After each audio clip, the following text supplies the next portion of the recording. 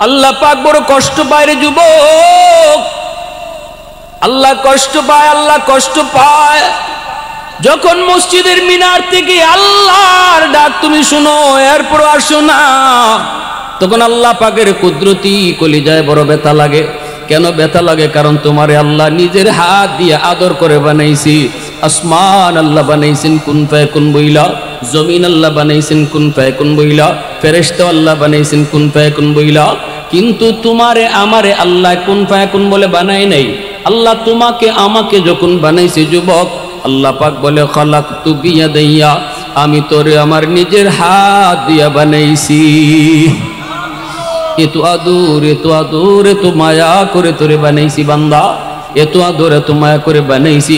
তোরেও কিন্তু আমি কুন ফায়াকুন বলে বানাইতে পারতাম, কিন্তু না, তোরে আদেশ দিয়া বানাই নাই, আমি তোরে নিজের হাত দিয়া বানাইছি। এত মায়া করে তোরে বানাইছি। এই কপালটার এত দাম, এত দাম। এই কপালটা আমি আল্লাহ বানাইছি আমার সেজদার জন্য।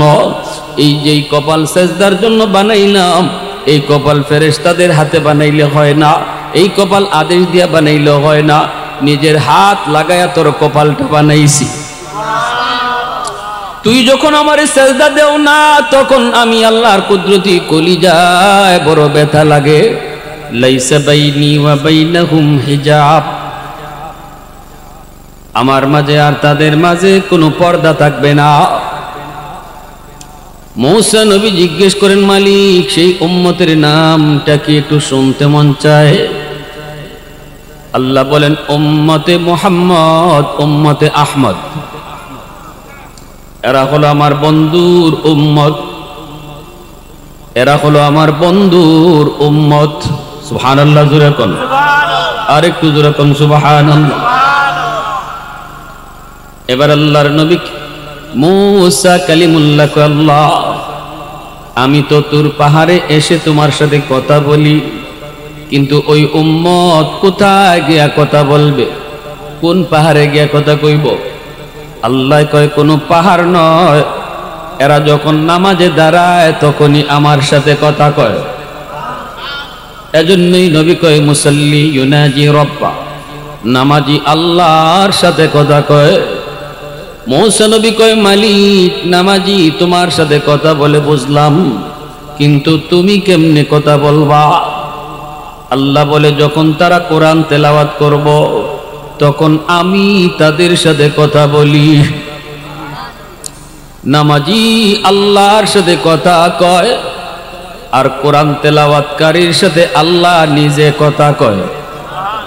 আওয়াজ দিয়া কন্যা সুবহানাল্লাহ, আর একটু জোরে সুবহানাল্লাহ। প্রশংসা করব কার? আওয়াজ দিয়া কোন কার? ওয়াহদত কি হিফাজত নেহি বেকুওতে বাজু,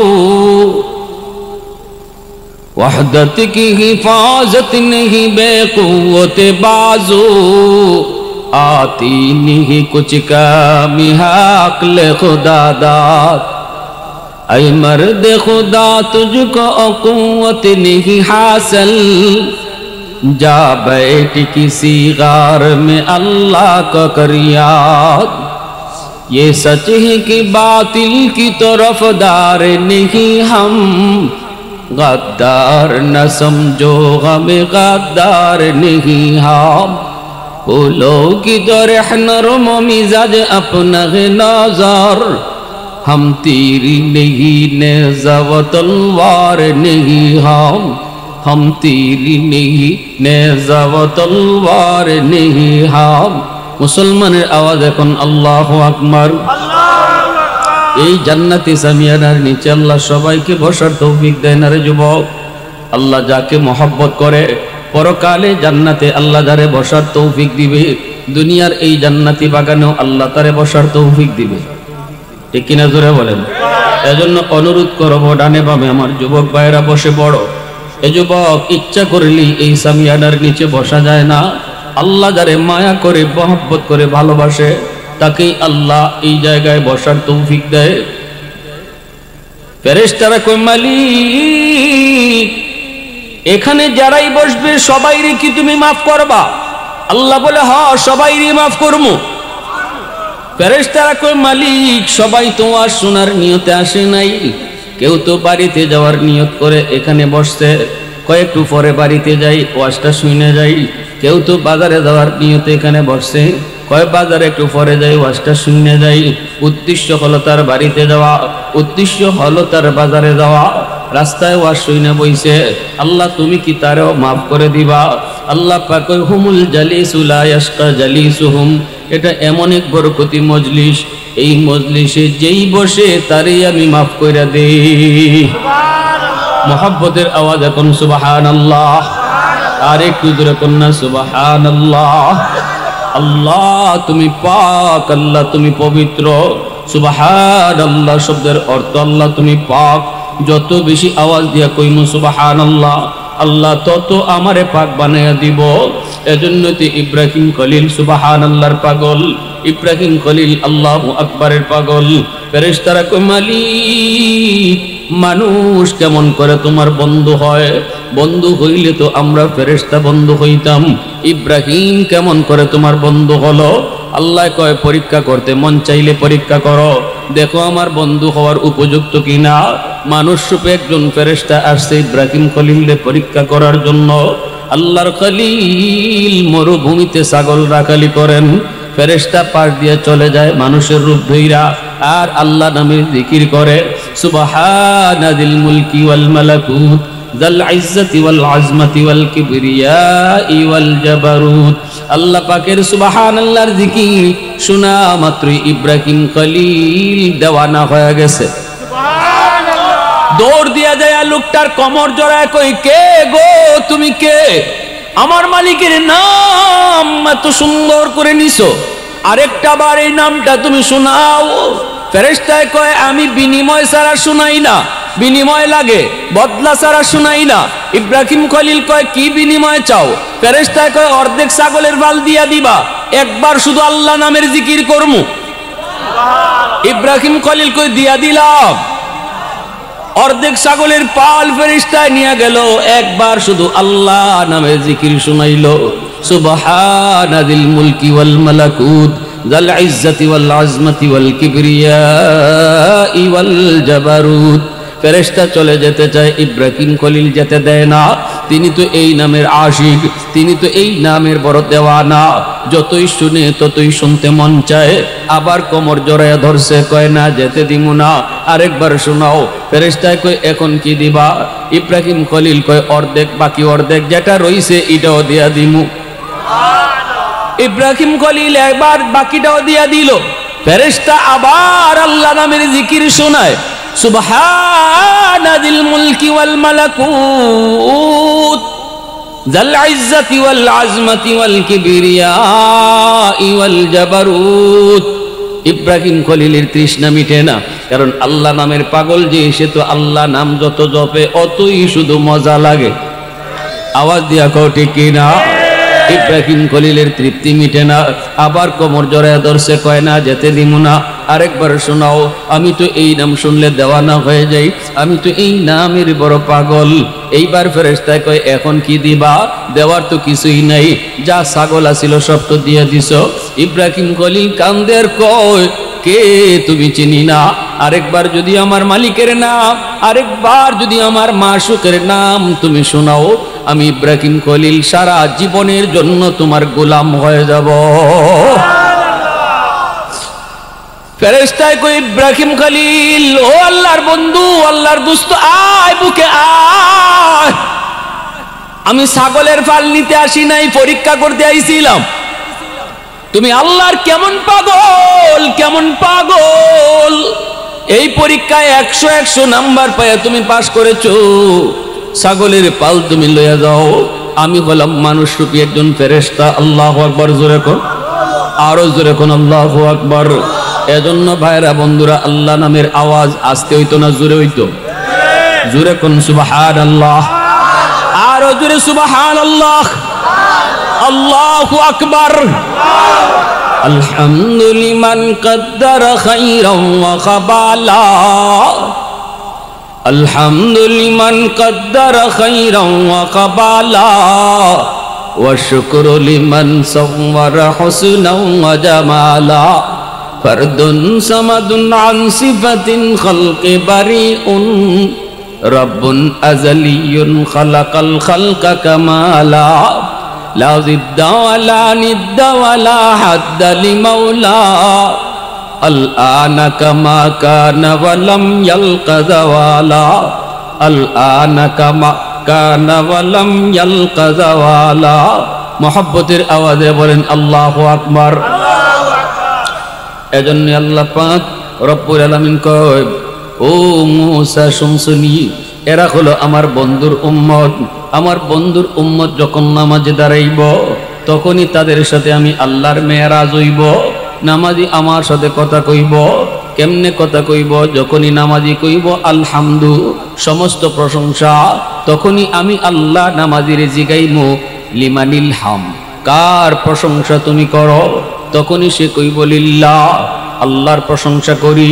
আল্লাহ আবারও নামাজিরে জিগায় মানিল্লাহ, কে তোমার আল্লাহ? তখন কয় রব্বিল আলামিন, যিনি রব্বুল আলামিন তিনি। আল্লাহ আবারও জিগায় রে বান্দা বল রব তোর কে? তখনই কইব আর রহমানির রহিম, যিনি রহমান যিনি রহিম। আবার আল্লাহ নিজের পরিচয় না দিয়া আল্লাহ গায়েব থেকে আল্লাহ কইব, থার্ড পারসন থেকে আল্লাহ কইব কে রহমান কে রহিম একটু কও। তখনই নামাজি কয় মালিক ইয়াউমিদ্দিন, যিনি কিয়ামত দিবসের মালিক। এইবার আল্লাহ নিজের পরিচয় দিয়া দিব। আল্লাহ কইব নামাজি শুন, এতক্ষণ তুই যারে আল্লাহ কইছো, রব কইছো, রহমান কইছো, আমি সেই আল্লাহ। আওয়াজ দিয়ে কও না সুবহানাল্লাহ। নামাজি এবার আল্লাহর পরিচয় পাইয়া আল্লাহকে সামনে পাইয়া গেছে। এইবার আল্লাহকে পাইয়াই কয় আল্লাহ ইয়্যাকা না'বুদু ওয়া ইয়্যাকা নাস্তাঈন, আমি তোমারই ইবাদত করি, তোমারই কাছে সাহায্য চাই। এতক্ষণ খালি কইছে তিনি তিনি তিনি তিনি, এখন কই তুমি তুমি তুমি। আল্লাহ নিজেই যখন ধরা দিয়ে দিছে, এখন আর থার্ড পারসন নয়, সেকেন্ড পারসন। এইবার সামনাসামনি বাইরা বন্ধুরা আল্লাহ পাক রব্বুল আলামিনকে পাইয়েই নামাজি কয় আমি তোমারই ইবাদত করি, তোমারই কাছে সাহায্য চাই। আল্লাহ তুমি আমাকে জান্নাতের পথ দেখাও, হেদায়েতের পথ দেখাও, আমাকে সিরাতে মুস্তাকিমের রাস্তা দেখাও, যেই রাস্তা দিয়ে তোমার প্রিয়রা চইলা গেছে আল্লাহ ওই রাস্তাটা আমারে দেখাও। এইভাবে নামাজি আল্লাহর সাথে কথা কয়। আমার নবী যখন মেরাজে গিয়ে আল্লাহর কাছে কইছিল আল্লাহ আমি তো মেরাজ করলাম, কিন্তু উম্মত কেমনে মেরাজ করব? আল্লাহ কয় যাও উম্মতের জন্য 50 ওয়াক্ত নামাজ দিয়ে দিছি। নবীজি 50 ওয়াক্ত নামাজ পাইয়া নবী খুশি। নবী কয় আমারও মেরাজ হইছে, উম্মতেরও মেরাজের ব্যবস্থা হইছে। মহা খুশিতে নবী বইলা গেছে 50 ওয়াক্ত কেমনে আমরা পড়মু ই হুশ নাই। নবী তো মহা খুশি, নবী চইলে আসতেছে খুশিতে। আল্লাহর তো ভাল লাগে না, আল্লাহ তো খায় রে আমার বন্ধু দি জায়গা, আল্লাহ আমার দোস্ত দি জায়গা, আমার তো ভাল লাগে না। আল্লাহ কো মুসা বন্ধু তোমার দাঁড়ে দিয়ে যাইব, যত কথা কই যত দেখি ততই দেখতেই খালি মন চায় দোস্তরে, বুঝাইয়া শোনায় ফিরত পাঠাই দিবে। মুসা নবী কয় নবী গো 50 ওয়াক্ত পারবে না, তাড়াতাড়ি করে কমায় আনেন। দিনও যদি 50 ওয়াক্ত নামাজ পড়তে হয়, আপনার উম্মত আখির উম্মত, হায়াত কম সময় কম, দিনও 50 ওয়াক্ত পড়লে খাইব কখন, ঘুমাইব কখন, ব্যবসা করব কখন? নবী কয় কথা তো ঠিক, হই আমার তো হুশ আছিল না, খুশিতে তো আমার হুশ নাই। নবী চলে গেছেন আল্লাহর কাছে। আল্লাহ কয় দোস্ত কেন আইসু? নবীকে আল্লাহ কমায় দাও। আল্লাহ কয় যাও 5 ওয়াক্ত কমাইলাম। বহু কমাইছে আল্লাহ।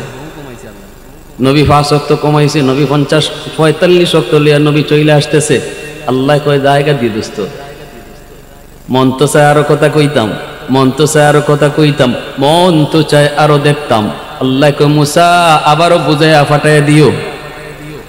মুসা নবীর আল্লাহ অ্যাডভান্স মেসেজ দেয়, অ্যাডভান্স মেসেজ ফোন করে দেয় আল্লাহ, মুসা জায়গা কিন্তু আমার দোস্ত, মন মানতেছে না, ফিরত পাঠাইও। মুসা নবী কয় না গো নবী 45 ওয়াক্ত পারতো না, কমান। নবী আবার আইছে। আল্লাহ কয় দোস্ত কেন আইছো? আল্লাহ নবী মুস্কি হাসি, আল্লাহর কুদরতি মুস্কি হাসি। আল্লাহ কয় দোস্ত কেন আইছো? নবীকে আল্লাহ 45 ওয়াক্ত বেশি হয়ে যায় কমাও। আল্লাহ কয় যাও আরো 5 ওয়াক্ত কমাইলাম, রইছে কয় ওয়াক্ত? 40 ওয়াক্ত। আল্লাহ কয় মুসা হইছে না, আর একবার ফাটাইও। মূসা নবী কয় না গো নবী 40 ওয়াক্ত হবে না, কমান। এইভাবে নবী আয় আর যায়। 9 বার আল্লাহ মূসা নবীরে কইয়া কইয়া বন্ধুরে ফিরত নেওয়াইছে। কেন একবারে কি আল্লাহ 45 ওয়াক্ত কমাইতে পারে না? আল্লাহ একবারে পারে না কেন? আল্লাহ 9 বার নিলেন, আনলেন একটা উসিলায় যেন বন্ধুকে বারবার যেন আল্লাহ দেখতে পায়। সুবহানাল্লাহ, আরো জোরে কও। একটা উসিলায় যেন বারবার আল্লাহ কথা বলার সুযোগ পায়। এজন্য 9 বার নবীকে আনলেন। 9 বারে আল্লাহ জিগাইলেন বন্ধু কেন আইছো? নবীও কয় কমাও। আল্লাহ এই কথাটা শোনার লাগি 9 বার নিল আর আনলো। রইছে এখন 5 ওয়াক্ত। এই 5 ওয়াক্ত লইয়া জায়গা। আল্লাহ কয় মূসা রে পারলে আবারও বুঝায় শুনে ফাটাই দিও। মূসা নবী কয় না গো নবী 5 ওয়াক্ত পারতো না, আমার উম্মত 2 ওয়াক্ত পারছে না, উম্মত 5 ওয়াক্ত পারতো না, কমান। নবী কয় আমি আর পারতাম না, আর যাইতাম না। যতবার গেছি আল্লাহ ততবার 5 করে কমাইছে। তখন রইছে 5। আমি এই 5 লইয়ে যদি যাই, আল্লাহ যদি আগের তালে তালে 5 কমাইয়া দেয়া দেয়, তা আমি খালি বাসি থাকে না। এই 5 লইয়ে আমি আর যাইতাম না। মূসা নবী কয় জান আমি নিউজ পাইছি, আল্লাহ খালি হাতে ফিরত দিত না। তবে আপনার একটা বুদ্ধি শিখাই দিই। এবার যখন আপনি যাবেন, গেলে পরে আল্লাহ জিগাইব দোস্ত কেন আইছো? আপনি কইবেন আল্লাহ 9 বার আইছি, আমি 9 বার কইছি কেন আইছি। এখন যে কেন আইছি আমি কইতাম না, তুমি কও। সুবহানাল্লাহ, আওয়াজ দিয়ে কই। নবী চলে গেলেন। এইবার আল্লাহ পাক কয় দোস্ত কেন আইছো? নবী কয় আমি কইতাম না, আপনি কোন। আল্লাহ পাকের কুদরতি মুচকি হাসি। আল্লাহ পাক কয় দোস্ত 5 ওয়াক্ত বেশি কষ্ট হইতো না, যাও আর কমানি লাগতো না। তবে আইসো যখন, আমি আল্লাহ তোমার একটা খুশ খবর দেই, উম্মতের নামাজ পড়ানির জিম্মাদার আমি আল্লাহ। এ দোস্ত টেনশন করো না, টেনশন করো না, তোমার উম্মতরে আমি আল্লাহ ডাইকা ডাইকা নামাজ পড়ায় নিমু। অতীতের কোন উম্মতকে মসজিদের মিনার থেকে আসো, নামাজের দিকে আসো এইভাবে ডাকা হয় নাই। কিন্তু বন্ধু তোমার উম্মতের জন্য মসজিদের মিনার থেকে আমি আল্লাহ ডাকমু। মুয়াজ্জিন তো একটা ইস্যু, মুয়াজ্জিন তো একটা স্যাম্পল। মূলত ডাকেন কে? জোরে বলো ডাকেন কে? আল্লাহু আকবার, আল্লাহু আকবার।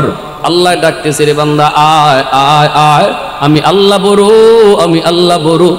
তোর দোকানদারি ছোট, আয় আমি আল্লাহ বড়, আমার দিকে আয়। বান্দা আয়, তোর দোস্ত ছোট, আমি আল্লাহ বড়। ভাই আয়, তোর ঘুম ছোট, আমি আল্লাহ বড়। আয় ঘুমটা বাদ দিয়ে মসজিদের দিকে আয়, আমি আল্লাহর ডাকে আয়, আমি আল্লাহর ডাকে আয়। আইতি না কেন তুই?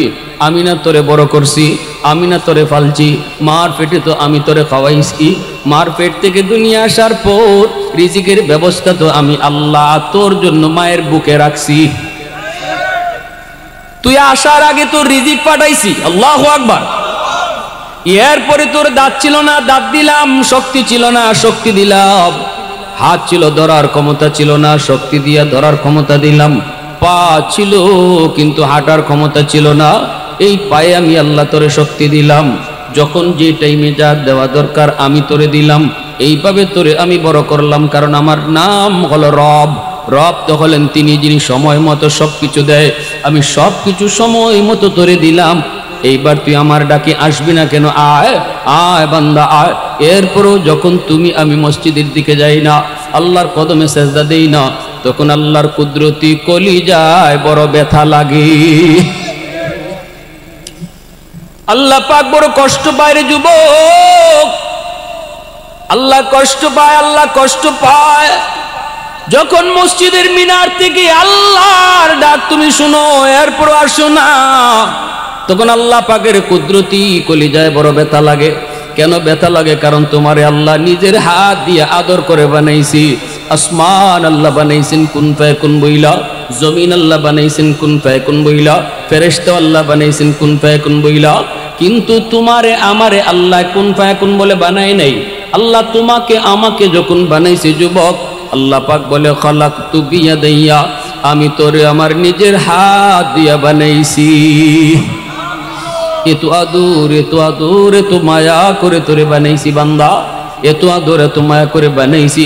তোরেও কিন্তু আমি কুন ফায়াকুন বলে বানাইতে পারতাম, কিন্তু না, তোরে আদেশ দিয়া বানাই নেই, আমি তোরে নিজের হাত দিয়া বানাইছি, এত মায়া করে তোরে বানাইছি। এই কপালটার এত দাম, এত দাম। এই কপালটা আমি আল্লাহ বানাইছি আমার সেজদার জন্য।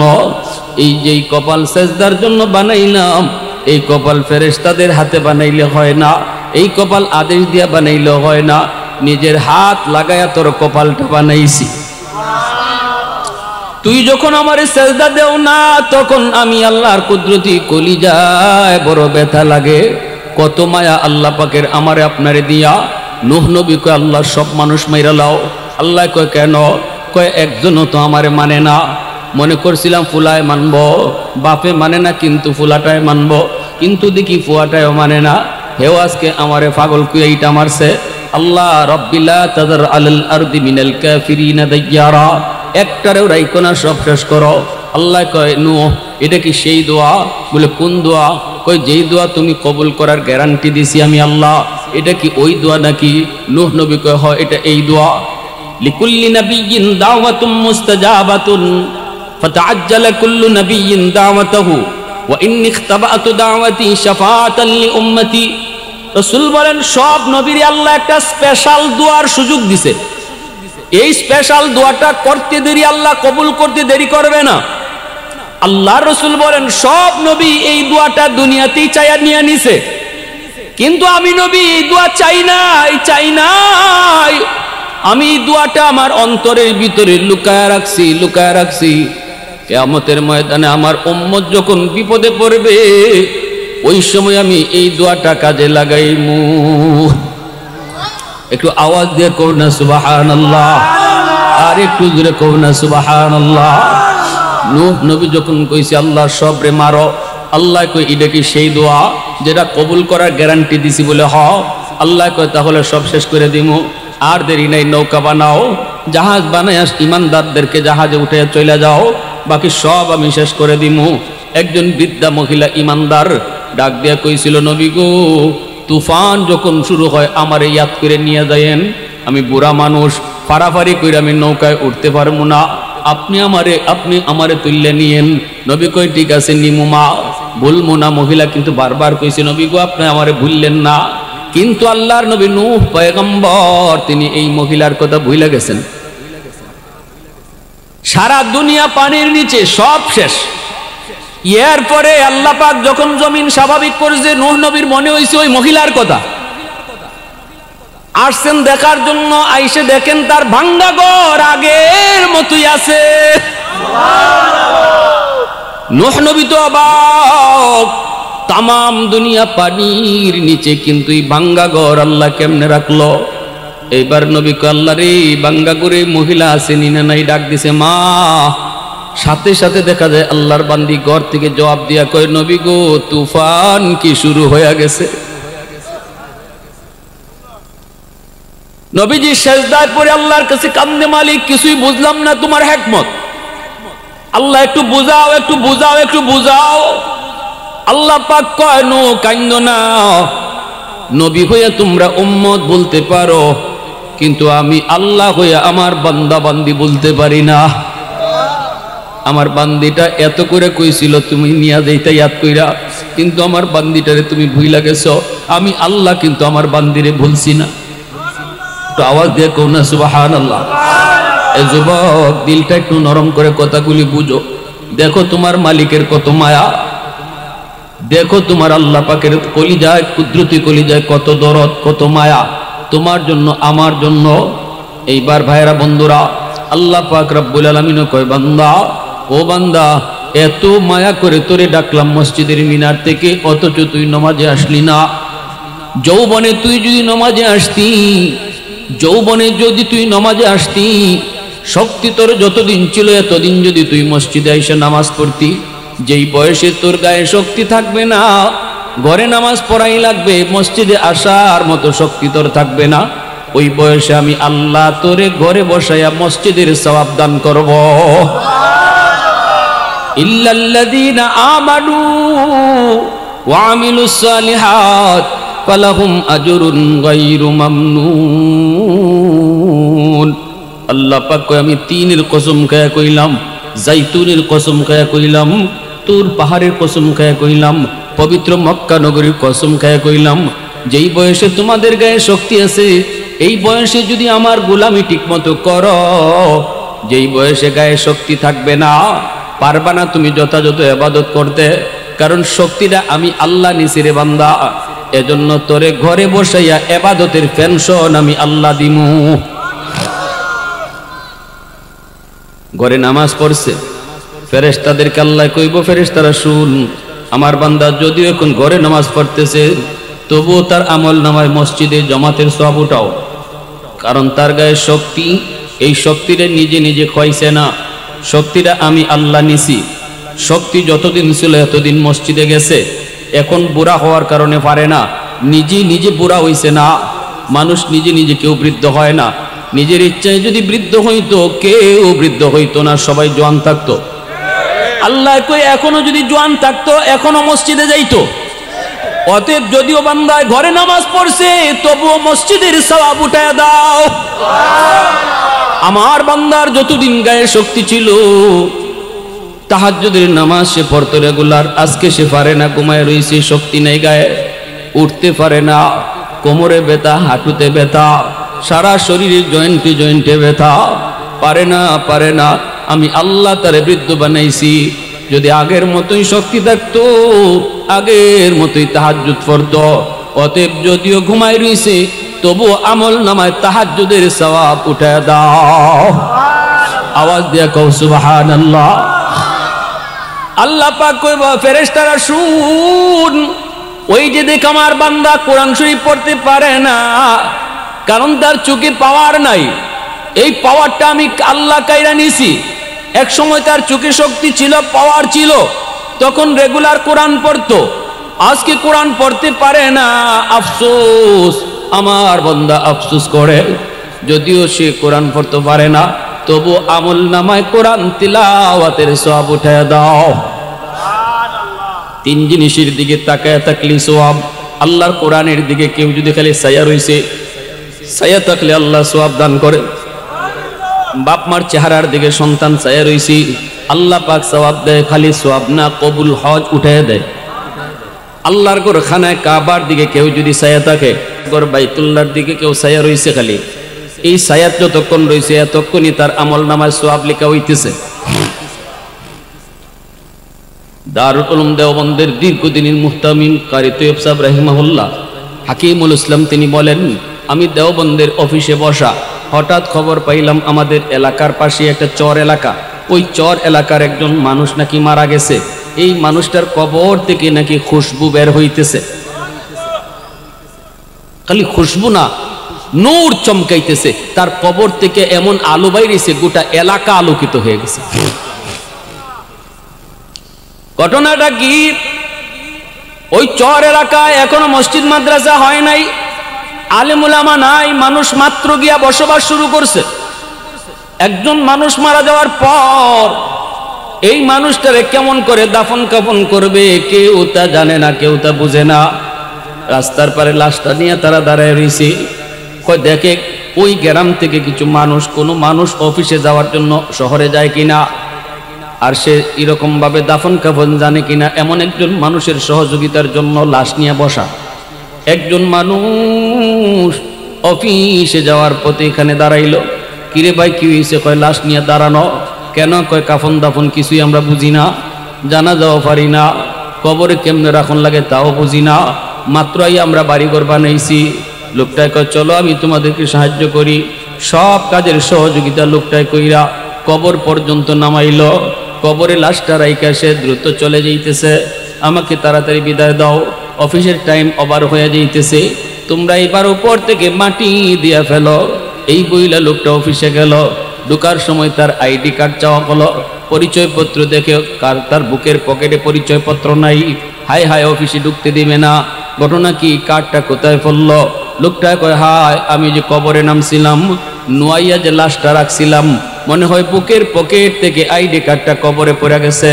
দ্রুত চলে আসছে, আইসা দেখি মানুষজন দাফন গিয়ে কইরা কবর দিয়া তারা চলে যাইতেছে। লোকটায় ডাক দেয়ার কয়, ভাই একটু উপকার করো, আইডি কার্ডটা না হইলে আমার চাকরি থাকবে না, তোমরা আমাকে কবরটা একটু খোদার সুযোগ দিবানি। কয় ঠিক আছে খুদো, তুমি আমার এত বড় উপকার করছো। মাথার দিক দিয়ে কবরটা খুঁজছে, আইডি কার্ডটা দেখছে ঠিকই, কিন্তু চাইয়া দেখে পুরা কবর নূরের আলোতে ঝলমল করে। এই সুরঙ্গ দিয়া আলো এমন ভাবে বের হইছে, গোটা এলাকা আলোকিত হয়ে গেছে। এমন এক সুগ্রাণ, এমন এক সুগ্রাণ কবর থেকে বের হয়েছে, গোটা এলাকা মোহিত হয়ে গেছে। মুশাহিদ বাইনপুরি রহমতুল্লাহ আলাইহি, ওনার কবর থেকেও খুশবু বের হয়েছে। পুলিশি পাহারার মাধ্যমে পুরা এলাকা কবরটাকে ঘেরাও দিয়ে রাখা হয়েছে। মানুষ মাটি নিয়ে বাড়িতে চলে যায়। আমার নানা শ্বশুর 50 বছর পর্যন্ত যিনি বুখারী পড়াইছেন, ইনার ইন্তেকালের পর ইনার কবরের মাটি থেকেও খুশবু বের হয়েছে। মানুষজন মাটি নেওয়া শুরু করছে, পুলিশি পাহারায় তাড়াতাড়ি ঘেরাও দেওয়া হয়েছে। এই অবস্থায় যখন চতুর্দিকে খবর রুটি পড়লো, দারুল উলুম দেওবন্দের অফিস থেকে হাকিমুল ইসলাম কারি তৈয়ব সাহেব রাহিমাহুল্লাহ, ইনি বলেন আমি নিজে গেলাম, যাই আমি কবরের পাশে দাঁড়ালাম, যাইয়া দেখি এই গ্রান দুনিয়ার কোনো আতরের গ্রান নয়, এই গ্রানটা হলো জান্নাতি গ্রান। এই আলোটা দুনিয়ার কোনো আলো নয়, দুনিয়ার কোনো আলো নয়, এই আলো হলো জান্নাতি আলো। আমি তো বুঝে গেছি লোকটা আল্লাহর কাছে কত দামি, কত দামি। চলে গেলাম তার আমলের খবর নেওয়ার জন্য। বাড়ি থেকে জিগাইলাম, মা তোমার স্বামী কি এমন নেক আমল করতে একটু কও। মহিলায় কই, হুজুর তেমন কোনো আমল তো মনে পড়ে না, টাইম মতো নামাজ পড়তো, আর বিশেষ একটা আমল যদ্দূর আমার মনে পড়ে, ওই যে দেখতেছেন তাকের উপরে আল্লাহর কালাম বস্তু নিয়ে দিয়া ডাকা, এই কোরআন কানা হলো আমার স্বামীর বন্ধু। কোরআনের সাথে তার বন্ধুত্ব ছিল। আল্লাহু আকবার। প্রতিদিন কোরআন যদি একবার সে কোরআন শরীফ নিয়ে না বইতো, তার ঘুম আসতো না। কিন্তু আমার স্বামী কোরআন পড়তে জানতো না। আমার স্বামী কোরআন শরীফ বের কইরা শুধু চোখের পানি ফালায়া ফালায়া পাতা উল্টাইতো, আর প্রতিটা লাইনের নিচে আঙ্গুল গুড়াইয়া আঙ্গুল ঘষায় ঘষায় কইতো, আল্লাহ এই লাইনে তুমি যা কইছো আমি সব বিশ্বাস করি, এই লাইনে তুমি যা কইছো আমি তা মানি, এই লাইনে তুমি যা কইছো সব সত্য কইছো, আমি সব বিশ্বাস করি। এইভাবে আঙ্গুল ঘুরাইতো আর চোখের পানি ফালাইতো। আল্লাহর ওলি কয়, আমি কোরআন শরীফ খানা বের করলাম, কোরআন শরীফ খানা হাতে নিয়ে আমি কোরআন উল্টাইলাম, উল্টায় দেখি আল্লাহু আকবার, এখনো আল্লাহর বান্দার চোখের পানির দাগ পৃষ্ঠায় পৃষ্ঠায় আছে। আঙ্গুল যে ঘুরাইছে আঙ্গুলের ছাপটা পর্যন্ত আছে। এজন্য আমার ভাইরা, আল্লাহ পাক রব্বুল আলামিন কইব, ফেরেশতারা শুন, আমার বান্দা যতদিন চোখে শক্তি ছিল কোরআন তেলাওয়াত করছে, এখন পারে না কিন্তু আফসোস করে। এ ফেরেশতারা শুন, যৌবনের প্রতিদিনের তেলাওয়াতের সওয়াব তার আমল নামায় জারি রাখো। ইল্লাল্লাযীনা আমানু ওয়া আমিলুস সালিহাত ফালাহুম আজরুন গায়রু মামনুন। আল্লাহ কয়, একটা আমলও আমি কাটাপ দিব না, যৌবনের সবগুলি আমল বৃদ্ধ বয়সে জারি রাখবো। দুনিয়ার সরকারে পেনশন দেয়, নির্ধারিত টাইম পর্যন্ত বয়স পর্যন্ত চাকরি করার পর সরকারে পেনশন দেয়। সরকার খুশি হয়ে কয়, আর অফিসে আসা লাগবে না, এখন তুমি তোমার ডিউটি করা লাগবে না, অফিসে আসতে হবে না, ঘরে বসায় তোমারে পেনশন দিব। আল্লাহ পাক রব্বুল আলামিন সকল সরকারের সরকার। এই যুবক, আল্লাহ সকল সরকারের সরকার। আল্লাহকে দুনিয়ার সরকারে যদি তোরে পেনশন দেয়, আমি আল্লাহ তোরে এবাদতের পেনশন দিমু। যতদিন গায়ে শক্তি আসিল এতদিন রীতিমতো তুই আমার এবাদত করে যা। যেই বয়সে শক্তি না থাকার কারণে পারতে না, আমি আল্লাহ তোরে এই এবাদতের পেনশনটা তোর আমল নামায় দান করব। আল্লাহু আকবার।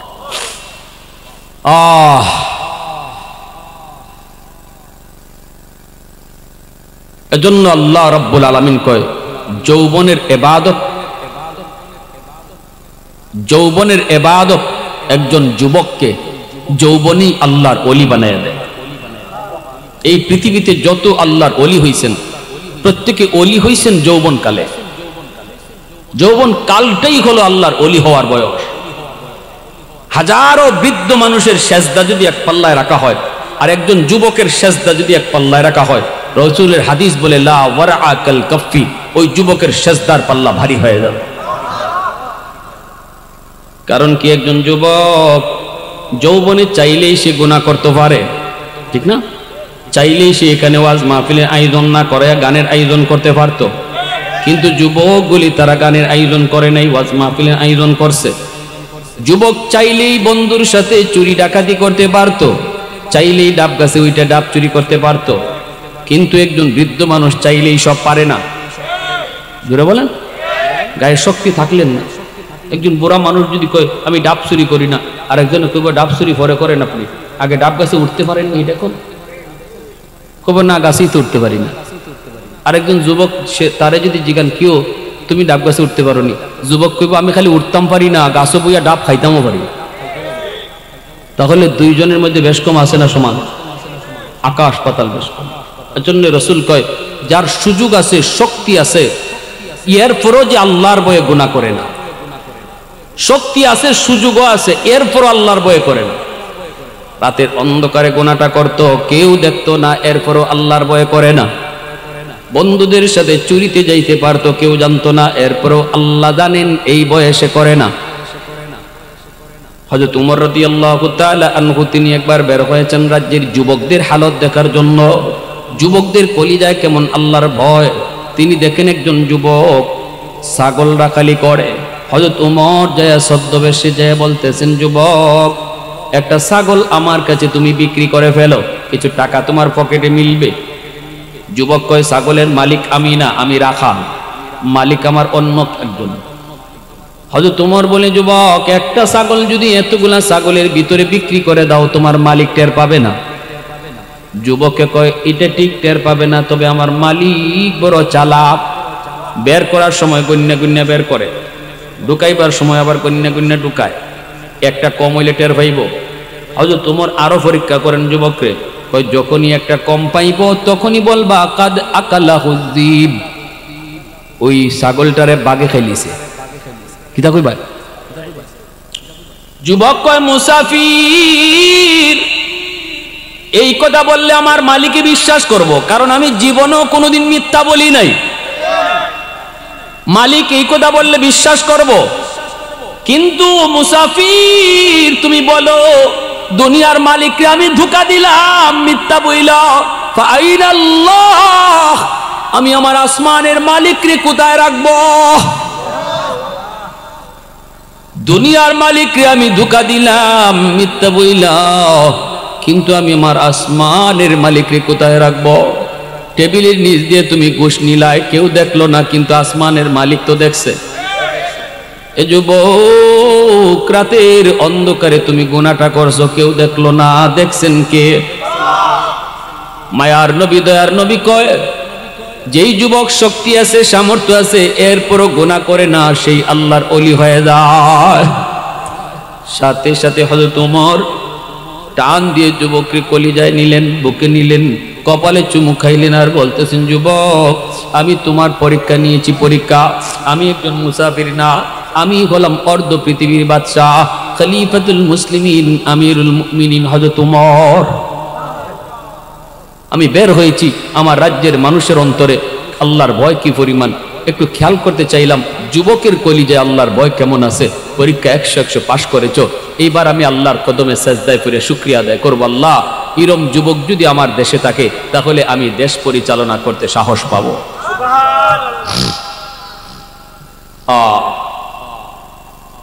ভাইরা বন্ধুরা, হযরত ওমর সারা জীবন ভর ওই যুবকের কথাটা তিনি তসবির মতো জপতেন।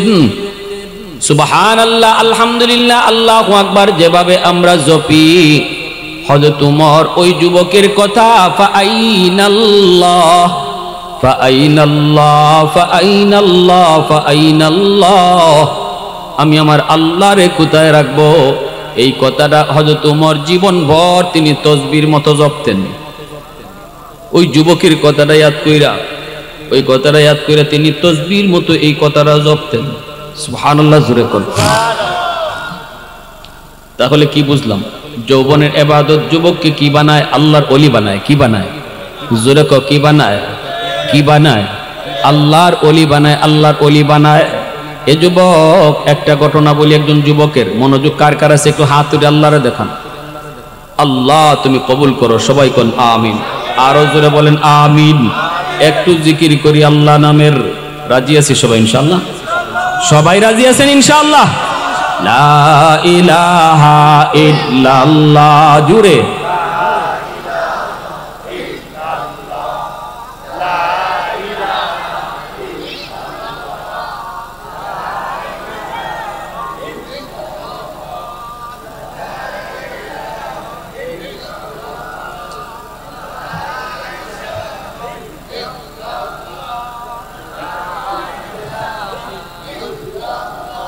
मोहब्बतेर साथे ला इलाहा इल्लल्लाह, ये जिक्र खुदा दिल में सदा रखने दिया कर, और नक्श खुदा दिल में जमा रखने दिया कर। क्या जाने हक इस्लाम है कोई फضل इलाही, हर वक्त दौरी कल्ब खला रखने दिया कर। मुर्शिद की नजर गाज़ से बसर से न होती है, क्या खुश नजरी खुश नजरी खुश नजरी है, क्या खुश नजरी खुश नजरी खुश नजरी है। दिल तूर के दिल जोर दिया सबका खुदा से, क्या दिल शिकानी दिल शिकानी दिल शिकानी है, क्या दिल शिकानी दिल शिकानी दिल शिकानी है। मोहब्बतेर साथे कोन अल्लाहु আকবার। আমার ভাইরা বন্ধুরা, জুন্নুন মিসরি আল্লাহর বহুত বড় একজন ওলি। নদীর পারে পারে হাঁটেন, দেখেন একটা বিচ্ছু নদীর পারে দাঁড়ায় আছে। আল্লাহর ওলি মনে মনে ভাবতেছেন এই বিচ্ছুটা নদীর পারে দাঁড়ায় কি করে। একটু পরেই দেখেন একটা কচ্ছপ পানির নিচ থেকে উপরে ভাসলো। কচ্ছপটা নদীর কিনারায় আসলো, আর বিচ্ছুটা লাফ দিয়া কচ্ছপের পিঠে বসে গেল। আল্লাহ পাক কচ্ছপটারে খেয়া বানাইয়া বিচ্ছুটাকে নদীর এই পার থেকে ওই পারে পৌঁছায়া দিলেন। এটা আল্লাহ পারেন না? পারে না?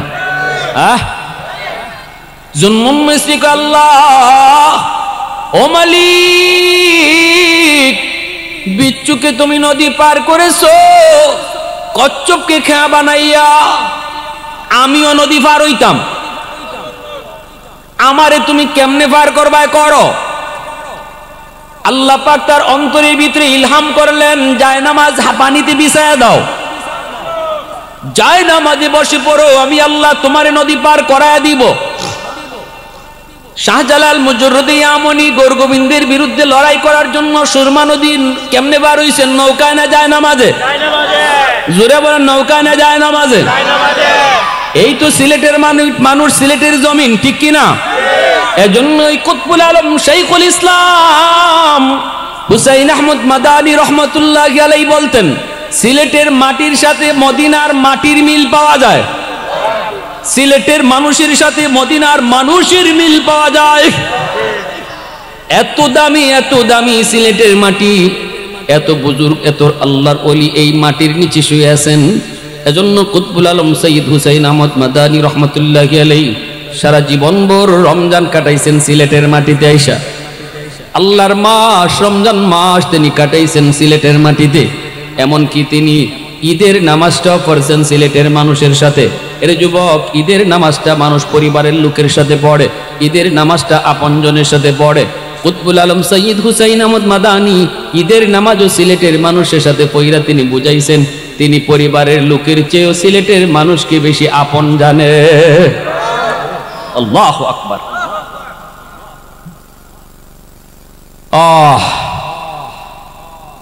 আল্লাহ কয় হাতের জায়নামাজ পানিতে বিছাও। তিনি জায়নামাজে বসলেন, জায়নামাজে বসাইয়া আল্লাহ নদী পার করাইয়া দিলেন। এইবার বিচ্ছুটার পিছনে পিছনে জুন্নুন মিসরি যাইতেছে। বিচ্ছুরে আল্লাহ নদী পার কেন করাইলো, আর বিচ্ছু কোন দিকে যায় দেখব। পিছনে পিছনে যাইতেছেন, বিচ্ছুটা খুব দ্রুত বেগে যাইতেছে। তিনি তাকায় দেখেন হাওরের মাঝখানে একটা গাছ, গাছের নিচে একটা যুবক মনের আনন্দে ঘুমাইতেছে, আর যুবকের মাথার পাশে একটা বিষাক্ত সাপ এইভাবে ফনা ধরে আছে। সাপটায় যুবককে দংশন করবে, কামড় দিবে। ওই অবস্থায় বিচ্ছুটা যাইয়া দেরি করলো না, লাফ দিয়া সাপের মাথায় বসলো। বৈশা সাপটারে বিচ্ছুই কামড় দিল, মুহূর্তের ভিতরে সাপটা মারা গেল। যুবকরে আল্লাহ বাঁচাইয়া দিল। নদীর ওই পার থেকে বিচ্ছু পাঠাইয়া সাপের কামড় থেকে আল্লাহ পাক যুবকটারে বাঁচাইয়া দিল। কে সেই যুবক? একজন রাখাল, উট রাখাল, বকরি রাখাল, দুম্বা রাখাল। আল্লাহর ওলি জুন্নুন মিসরি যুবকরে ঘুম থেকে তিনি তুললেন, বলতেছেন, যুবক মাথার পাশে কি ঘটে গেল একটু দেখো। যুবক থেকে বিশাল বড় সাপ মরে আছে। আল্লাহর ওলি, ঘটনা কি? জুন্নুন মিসরি কয়, ঘটনা এই, এ যুবক একটু কও তুমি কি এমন নেক আমল করো যেই আমলের কারণে আল্লাহ তোমাকে হেফাজত করলো? যুবক বলতেছে, আল্লাহর ওলি, আমি টাইম মতো নামাজ আদায় করি। আল্লাহু আকবার। যেখানেই থাকি সেখানেই নামাজ আমি দেরি করি না। আমি জঙ্গলে যদি থাকি বকরি রাখালিতে, সেখানেও যদি আজান হয় জঙ্গলেই নামাজে দাঁড়ায় যাই। হাওরে থাকলে হাওরেই নামাজে দাঁড়াই। নামাজের ভিতরে আমি কোনো গাফলতি করি না, কারণ আমার মসজিদের মিনার থেকে মালিকের ডাক, আমার মালিকের ডাক, বান্দা তোর কাম রাখ, এইবার আমার কদমে সেজদার টাইম। এ বান্দা তোর কামটা রাখ, এটা ছোট, আমি আল্লাহ বড়। এই অবস্থায় যদি আমি এখনো কাম করি তাহলে বোঝা গেল আমার কাম বড়, আল্লাহ ছোট। যদিও আমি মুখে বলি নাই, আজান শোনার পরেও যদি আমি দোকানদারি করি, আমার কাজে প্রমাণ করে না আল্লাহ বড় না আমার দোকানদারি বড়। যদিও মুখে বলি না, যদিও মুখে বলি না। এজন্যই সাহাবায়ে কেরাম রাদিয়াল্লাহু তাআলা আনহুমের জমানা ছিল এমন, কোরাল এমনে উঠাইছেন, লাকড়ি ফাড়তেছেন, লাকড়ি ফাড়তেছেন, লাকড়ি ফাড়া শেষ, আর একটা কূপ দিলে পড়েই এবার লাকড়িটা ফাড়া হয়ে যাবে। এভাবে কোরালটাও এভাবে পিছনে নিছেন, মাত্র একটা কূপ আর বাকি। ওই মুহূর্তে আজান কানে আসলো। হাদিস পিঠ মেলাইলে আমরা দেখি যুবক কোরালটা পিছনের দিকে ফালাইয়া দিছেন, সামনের দিকে আর আনেন নাই। আল্লাহু আকবার, জোরে কও। এই চিন্তা করে আমি যদি এখন আজান শোনার পরেও আমার কোরালটা ইবায় আনি, যদি আর একটা কূপ দিলেই তো আমার কাজটা শেষ, থাক কাজটা শেষ করে নামাজে যাই, তখন আমার কাজে প্রমাণ করে না আল্লাহ যে বড় কইতেছে, আমার কাজটা বড় হয়ে যায়। আমার আল্লাহ যে বড় এটা বুঝায় না। সাথে সাথে এই কাজটা এখানেই থেমে দিতেন। মহিলারা সুই সুতা নিয়ে সেলাই করতে বসতেন নবীর যুগের মহিলারা, আর একটা গুতা দিলে পরেই সেলাইয়ের কাজটা শেষ হয়ে যায়। আর একটা গুতা আছে, শুধু সুইটা ঢুকাইছেন, বাইর করবেন, ওই মুহূর্তে আজান শুনছেন, সাথে সাথে কাজটা এখানেই শেষ। আল্লাহু আকবার কইতেন না? হ্যাঁ। আর আমার আজান শুনলে পরে কাস্টমার আরো বেশি আয়, ঠিক নেই? আজান যখন শুরু হয় তখন মনে হয় যে দোকান, ওরে আল্লাহ এই তো কাস্টমার না, এ আপনার নামাজ কাজা করবার লাগি ইবলিস এক বাহিনী পাঠাইছে, জমাত কাজা করার লাগি ইবলিস এক বাহিনী পাঠাইছে। এটা বুঝতায় বলে রাখেন, এখন আমি কোনো পেশা কিনা করবো না ভাই, মসজিদে আজান হয়েছে। এইভাবে আল্লাহর কোনো বান্দা যদি চলে, আল্লাহ তার অল্প রুজির মধ্যে বরকত আল্লাহ বাড়াইয়া দেবে। তার দিশাও পাবে না যে আল্লাহ কিভাবে বরকত বাড়াইয়া দিছে। আমি দেখতেছি আজানের সময় নামাজের টাইমে আমি খুব বেচতেছি, খুব লাভ করতেছি, কিচ্ছুই না, কসু ধরাত কিছুই পাইবেন না। কিন্তু আল্লাহরে খুশি করে যদি আপনি এখানে অফ করে মসজিদে জমাতে যান, আওয়ার পরে যদি কাস্টমার দুইজন হয়, আল্লাহ এর মধ্যেই বরকত বাড়াইয়া দেবে। এই ইয়াকিন আসেনি না নাই? জোরে কোন আসেনি না নাই?